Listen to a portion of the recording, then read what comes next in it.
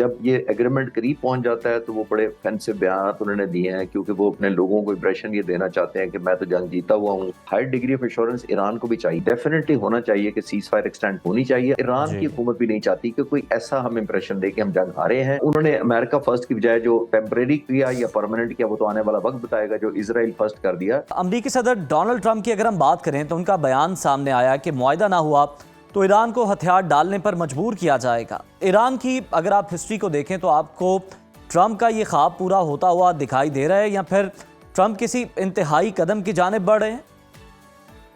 जी बहुत शुक्रिया उज़ैर, और मैं नहीं देख पा रहा कि अगर वो मौजूद है तो आपने इनवाइट किया। देखिए, प्रेसिडेंट ट्रंप के लिए बड़ा चैलेंजिंग हो गया था जो 40 दिन उन्होंने जंग लड़ी है। उस कॉन्फ्लिक्ट के अंदर उन्होंने विजुलाइज किया कि उनको अमेरिका के अंदर ज़ाहिर है बड़ी अनपॉपुलैरिटी मिली, इलेक्शन कैंपेन आई खड़ी है, मिड टर्म इलेक्शन आए हुए हैं।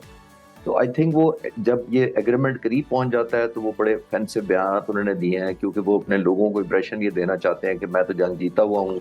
इट्स मैटर ऑफ सिर्फ टाइम में मैंने अनाउंस करना है। तो लोगों को ये विजुलाइज या रियलाइज कराने की कोशिश कर रहे हैं कि हमने तमाम मिलिट्री ऑब्जेक्टिव हासिल करनी है, इसीलिए आपने देखा कि मिस टाइम्ड है। दूसरी एक और बड़ी इंपॉर्टेंट बात हमें नहीं भूलनी चाहिए कि जो ही स्टेट ऑफ हॉर्मुज़ इन्होंने खोला, ईरानियन ने अनाउंस किया, तो रेसिप्रोकेशन प्रेसिडेंट ट्रंप को करनी चाहिए थी। उसके बाद उन्होंने ये बयान दिया कि मैं ब्लॉकेट जारी रखूंगा जब तक मायदा नहीं हो जाता। तो फिर ईरानियों पर बहुत प्रेशर डेवलप हो जाता है, अपने लोगों का भी ज़ाहिर है। आपने देखा पिछले साल नवंबर में भी और दिसंबर में मुजाहरे भी कुछ हुए थे, ऑपोजिशन भी है उनकी ऑब्वियसली हुकूमत के खिलाफ। इवन जो प्रो गवर्नमेंट हैं वो भी चाहते हैं कि हमने इतना जबरदस्त परफॉर्म किया है या आउट परफॉर्म किया है अमेरिका को, तो हमें एक वॉर ट्रॉफी विजिबल नजर आनी चाहिए और एक विक्ट्री क्लियर कट होनी चाहिए, एक हाई डिग्री ऑफ एश्योरेंस होनी चाहिए जिसके अंदर अमेरिका या कोई और मुल्क या खासतौर पर अमेरिकन प्रेसिडेंट को कुछ महीनों बाद दोबारा विजुलाइज करके कि जी अमेरिकन इंटरेस्ट पूरी नहीं हो रही, दोबारा हमला ना कर दें। तो आई थिंक एक high degree of assurance Iran को भी चाहिए। इसीलिए देखा कि ईरान फिर काउंटर पोस्टरिंग कर देता है। बदकिस्मती से जो बयानात होते हैं वो जाहिर है बड़ा बहुत ज्यादा स्प्रेड आउट कर जाते हैं। तो ये बैलेंस करना बड़ा मुश्किल हो रहा है, खासतौर पर प्रेसिडेंट ट्रंप का मैं देख रहा हूँ। एक तरफ वो कहते हैं मुआहिदा हो रहा है, हमारी टीम जा रही है, वो इसलिए करते हैं कि ऑयल प्राइसेस वो चाहते हैं स्टेबलाइज हो जाएं, लोगों में कंफर्टेबल हो जाए। तो आई थिंक ये सारा मिला के जब देखते हैं तो मेनली वजह वही है कि ऑप्टिकली प्रेसिडेंट ट्रंप नहीं चाहते कि वो ऐसा नजर आए कि वो हारे हैं, लेकिन ऑप्टिकली ही ईरानी बिल्कुल समझते हैं कि हमने जीत जो है अर्न की है, हमने बड़ी कुर्बानियां दी हैं, अपनी 49 लीडरशिप को शहीद करवाया है, 150 बच्चियां शहीद हुई हैं और इतना इंफ्रास्ट्रक्चर हुआ है। तो वो समझते हैं कि हमें भी विजिबल एक लुक लाइक विक्ट्री नहीं होनी चाहिए, एक्चुअल विक्ट्री उन्होंने अपने लोगों को भी दिखानी है। तो आई थिंक ये प्रेशर माउंटिंग हो रही है दोनों तरफ से। खालिद साहब, इस्लामाबाद टॉक्स का जो राउंड 2 होने जा रहा है, 2.0 जैसे हम कह भी रहे हैं, हम देख रहे हैं कि जो सीज़ फायर था वो 22 अप्रैल तक है, 3 दिन बाकी हैं, 2 या 3 दिन बाकी हैं उसमें।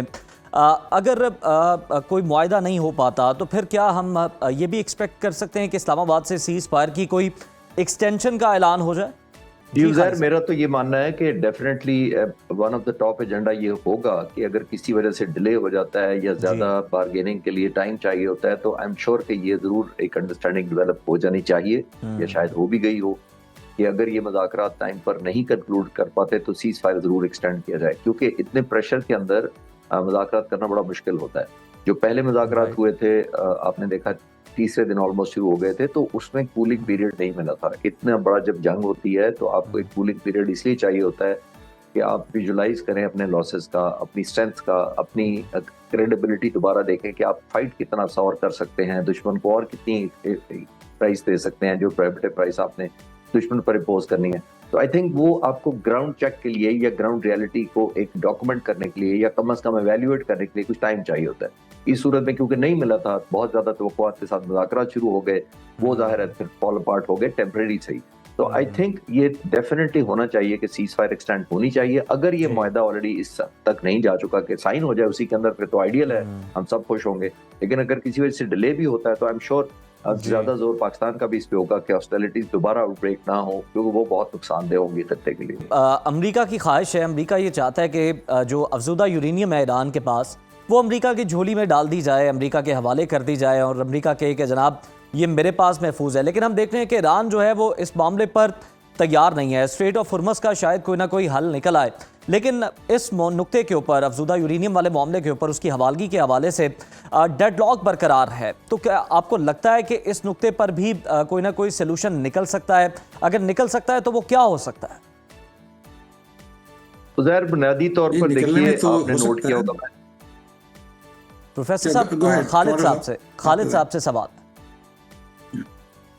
जी उज़ैर, बुनियादी तौर पर हम देखते हैं कि ऑलमोस्ट जब ये बिल्ड हो जाता है कॉन्फिडेंस, तो उसके बावजूद आपने देखा कि शायद अमेरिकन प्रेसिडेंट को ये लगता है कि दुनिया में ये इंप्रेशन जा रहा है कि शायद वो जंग हारे हैं और उस तरफ टेक होम एक विक्ट्री या ट्रॉफी नहीं दिखा पा रहे, तो वो सख्ती कर देते हैं। आपने देखा कि जब उन्होंने ईरान ने कहा कि हमने स्टेट ऑफ हॉर्मुज़ खोल दिया है, तो प्रेसिडेंट ट्रंप ने कहा कि नहीं, हम तो ब्लॉकेड जारी रखेंगे फोर्सेस, और अगर ये ईरान ना माना तो हम बहुत तबाही बचाएंगे। ये मैं उसकी वजह पर आता हूँ क्यों। फिर काउंटर ईरान ने किया, उन्होंने कहा स्टेट ऑफ हॉर्मुज़ दोबारा बंद कर दिया। ईरान भी नहीं चाहता कि ईरान के लोग, और खासतौर पर ईरान में जो ऑपोजिशन भी है, जो एक रीजनेबल तादाद थी, आपको याद होगा दिसंबर वगैरह में मुजाहरे भी हुए थे, तो ईरान की हुकूमत भी नहीं चाहती कि कोई ऐसा हम इंप्रेशन दे कि हम जंग हारे हैं या हमारे हाथ में वर्ल्ड ट्रॉफी नहीं आई। तो ये ऑप्टिक्स की चल रही है। अब ये भी मैं ऑप्टिक्स की देखता हूँ कि more of A ceremonial part है, कि जो डस्ट है, न्यूक्लियर डस्ट है, वो अमेरिका साथ ले जाना चाहता है। वो बुनियादी तौर पर वर्ल्ड ट्रॉफी के तौर पर कन्वर्ट करना चाहते हैं प्रेसिडेंट ट्रंप भी, कि मैं जाकर कुछ दिखाऊं कि देखो जनाब, डस्ट तक मैं उठा लाया हूँ, मैंने इतना डीप न्यूक्लियराइज कर दिया है। लेकिन वो तो ईरान के प्राइड के खिलाफ होगी अगर वो यहाँ से डस्ट ले जाते हैं, या इवन फिसाइल मटेरियल जो भी है एनरिच्ड यूरेनियम भी ले जाते हैं, तो ईरान तो किसी सूरत नहीं चाहेगा। ऐसा मटेरियल देने का तो मतलब है कि ईरान ने एक्सेप्ट कर लिया कि मैंने आपकी, चाहे वो सिंबॉलिक ही हो, लेकिन ईरान वो नहीं चाहेगा। लेकिन प्रेसिडेंट ट्रंप उसको एक कन्वर्ट करना चाहते हैं। वैल्यूएशन मोर ऑफ ऑप्टिक्स है। मेरा ख्याल ये, अगर मुझसे एक मेरी राय हो, तो इसमें तो simple international atomic energy commission एक मौजूद है, आप उसकी ड्यूटी लगाएं कि वो डी आर्म करे, डी एस्केलेट करे, और ऑब्वियसली सारे मटेरियल की डिस्पोजल का फैसला करे, वो कहाँ होना है, कैसे डिस्ट्रॉय होना है, कैसे न्यूट्रलाइज किया जाना है, सारी दुनिया को एमिकेबली कबूल भी होगा। लेकिन इसमें क्योंकि दूसरा एलिमेंट है, विन विन वाला है, कि मैं जीता हूं कि आप जीते हैं, तो आई थिंक उसकी नजर होने की ये इसमें खतरा है। लेकिन अदरवाइज इसमें डजंट नॉट मैटर कि ये अमेरिका लेके जाए या लोकली डिस्ट्रॉय कर दिया जाए या किसी और थर्ड मुल्क को हैंड ओवर कर दिया जाए। तो ये सारा वॉर ऑफ ऑप्टिक्स, जैसे मैंने कहा, एक परसेप्शन नहीं देना चाहते प्रेसिडेंट ट्रंप के वो हारे हैं, और ऑब्वियसली यही परसेप्शन ईरानी लीडरशिप नहीं देना चाहती कि इतने लीडरशिप अपने शहीद करवा के इतनी जो नुकसानात उठाए उसके बाद इस हद तक कॉम्प्रोमाइज ईरानी हुकूमत भी नहीं करना चाहती। अब अगर हम देखें तो बर्तरी ना सही, लेकिन एक तरह से ईरान ने अपनी ताकत को मनवाया है, अमेरिका को लेट डाउन किया है, सुपर पावर को। एक तरह से अपॉर्चुनिटी ऑफ विंडो भी है। जवाद ज़रीफ साहब ने एक मजमून भी लिखा है। आपको क्या लगता है कि ईरान इस अपॉर्चुनिटी को किस तरह से बेहतर अंदाज में अपने हक में इस्तेमाल कर सकता है और करना चाहिए? उज़ैर, देखिए, 3 डायमेंशन में ईरान ने एक बहुत पॉजिटिव या सरप्राइज दुनिया को दिया या अपने लिए पॉजिटिव गेन किए हैं। नंबर 1, उसने इतनी प्रोहिबिटिव कॉस्ट इम्पोज की इजराइल पर, इतनी डिस्ट्रक्शन की जो वेरीफाई भी हो रही थी उनको डिफरेंट सोर्सेज से, नंबर 1। दूसरा, उन्होंने ये किया कि स्टेट ऑफ हॉर्मुज़ को जो थ्रेट करते थे 47 सालों से, पहली दफा स्टेट ऑफ हॉर्मुज़ पर अपना कंट्रोल करके दिखा दिया। ये न्यू फाउंड रेलेवेंस थी या न्यू फाउंड लेवरेज दूसरा उनको मिला। तीसरा, आपको याद होगा अयतुल्लाह ख़ामनेई ने शहादत से पहले कहा था कि ये जंग पूरे खित्ते में फैल जाएगी, हम तक महदूद नहीं रहेगी, वो हो गया। तीसरा ऑब्जेक्टिव उन्होंने ये अचीव कर लिया कि उन्होंने जंग को रीजनलाइज कर दिया। जब रीजनलाइज कर दिया तो ये 3 ऐसी चीजें हैं, एक इसराइल की कॉस्ट, एक स्टेट ऑफ हॉर्मुज़ की, और एक रीजनलाइज करने की। तो ये तीनों को उन्होंने कन्वर्ट किया into a value of negotiation, और जब नेगोशिएशन की तरफ कन्वर्ट कर दिया तो ईरान के लिए न्यू फाउंड लीवरेज है। अगर खुदा ना खास्ता ईरान को बहुत ज्यादा डिफीट हो जाती या खुदा ना खास्ता इतना ज्यादा डिस्ट्रक्शन हो जाती तो कोई लीवरेज ना होता।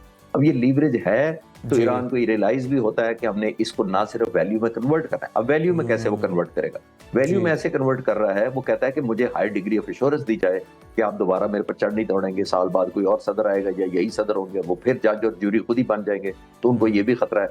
वो हाई डिग्री ऑफ एश्योरेंस ये चाहते हैं कि हमें पीसफुल रहने दिया जाए और एक पीसफुल एनरिचमेंट करने दी जाए। वो हाई डिग्री ऑफ एश्योरेंस ये चाहते हैं हम पर सैंक्शंस उठाई जाए जैसे दूसरे मुल्कों से उठाई जाती हैं, जब इस तरह की जंग होती है। तो आई थिंक वो अपने लीवरेज को वैल्यू में कन्वर्ट करना चाहते हैं, जो उनका हक भी है, उनके लोग तवक्को भी करते हैं, और जाहिर है वो चाहते हैं कि उन्होंने 47 साल से ना सिर्फ सैंक्शन ली है, 20 साल से तो बहुत सख्त इकोनॉमिक सैंक्शंस हैं। दुनिया का तीसरे नंबर पर उनके पास तेल है, लेकिन सिर्फ 4% उनका हिस्सा है दुनिया के तेल में जो चाइना को एक्सपोर्ट करते हैं। तो उन्होंने भी रियलाइज किया है कि आई थिंक हमें जो लीवरेज मिली है इसको अभी वैल्यू में ना कन्वर्ट किया तो दोबारा खुदा ना खास्ता इतनी डिस्ट्रक्शन करा के 6 महीने 2 साल बाद वो नहीं अफोर्ड कर सकते। तो ये आई थिंक उनका जो स्टैंस है फर्म जरूर है, लेकिन नेशनल इंटरेस्ट में अपनी फोकस किया हुआ है उन्होंने। यूनिपोलर से अब मल्टीपोलर वाला वर्ल्ड ऑर्डर नजर आता है दुनिया के अंदर। तो अमेरिका इस चीज़ को किस हद तक तस्लीम कर रहा है और क्या इसके लिए इक़दाम कर रहा है कि उसकी जो सुपरमेसी है वो बरकरार रह सके? देखिए, ओवरऑल तो इसमें कोई शक नहीं है कि अमेरिका ने जो अपनी वो मिथ दी, इनविंसिबल और इनवर्नरेबल और लार्जेस्ट मिलिट्री दुनिया की, जो कि वो अभी भी है, मैं ये नहीं कह रहा, लेकिन वो काफी लूज की है। और ये सिर्फ शायद इसी मिसअंडरस्टैंडिंग या मिसकैलकुलेशन की वजह से उन्होंने की है कि जो नेतन्याहू ने प्रेसिडेंट ट्रम्प को ये कन्विंस कर दिया कि ये वेनेजुएला जिस तरह कामयाब आपने ऑपरेशन किया है, आप इसी तरह ईरान पर भी कर सकते हैं। बहुत सारी ग्राउंड रियलिटीज को इग्नोर किया गया, रियलिज्म की तरफ नहीं कहा, ओवर एस्टिमेट किया गया। मैं अक्सर बात करता हूं कि जब इस तरह की क्विक विक्ट्री आपको मिलती है किसी मुल्क को, तो वो बहुत मिसलीडिंग और डेंजरस भी होती है। और खतरा उसमें ये छुपा होता है कि आप समझते हैं कि जिस तरह मैंने वेनेजुएला पर जा कब्जा किया है, इसी तरह मैं किसी मुल्क पर भी कब्जा कर सकता हूँ। वो गलत हुआ। और मिलिट्री के माइट के अंदर ये एपिटाइजर के तौर पर ये क्वेश्चन होता है कि ये एपिटाइजर एक्ट ना करे अगर आपने शॉर्ट एंड क्विक विक्ट्री हासिल की है। अब जाहिर है नेतन्याहू की तो इंटरेस्ट 20 साल से यही है, 40 साल से पॉलिटिक्स में है, 20 साल से हुकूमत में। हर आने वाले सदर को कहते हैं कि चढ़ दौड़े, आप ईरान पे कब्जा करें और ये करते हैं। जॉन कैरी ने कह दिया कि हर सदर को वो कन्विंस करने की कोशिश करते थे।